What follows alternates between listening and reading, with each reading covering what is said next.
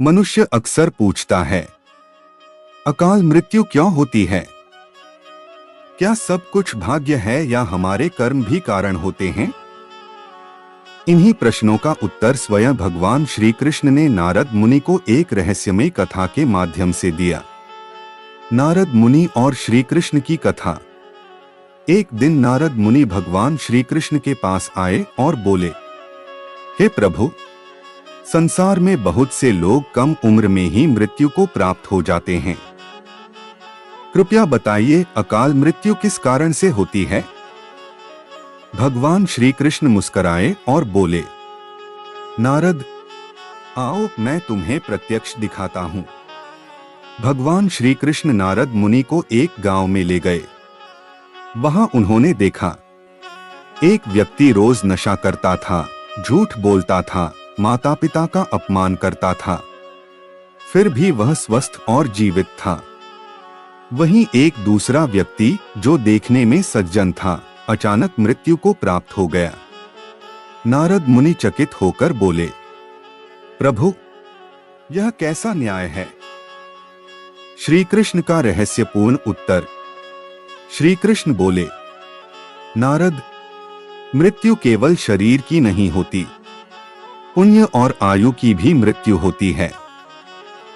उन्होंने बताया, अकाल मृत्यु के मुख्य कारण पिछले जन्मों के पाप कर्म, माता पिता, गुरु और संतों का अपमान, अत्यधिक अहंकार और क्रोध, नशा, हिंसा, व्यभिचार, धर्म और सत्य से दूर होना, दूसरों का हक छीनना और छलकपट।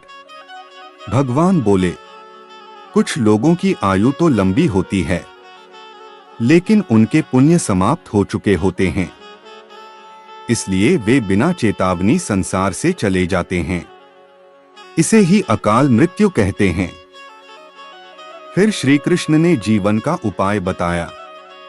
नारद मुनि ने पूछा, हे प्रभु, फिर मनुष्य को क्या करना चाहिए? श्री कृष्ण बोले, जीवन में क्या करना चाहिए?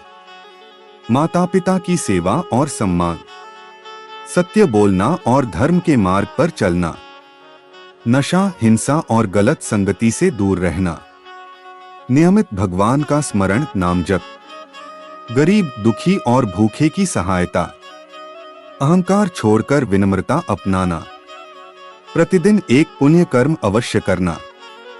भगवान ने कहा, नारद, जो मनुष्य पुण्य जोड़ता रहता है, उसकी आयु भी सुरक्षित रहती है। कथा का गूढ़ संदेश, जीवन सीख।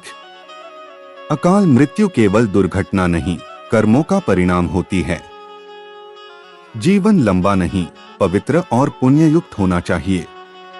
भक्ति प्लस सदाचार जीवन की रक्षा। इसलिए मनुष्य को चाहिए कि आज नहीं तो अभी अपने कर्म सुधार ले, क्योंकि मृत्यु समय नहीं देखती, पर पुण्य मृत्यु को भी रोक सकता है। जय श्री कृष्ण।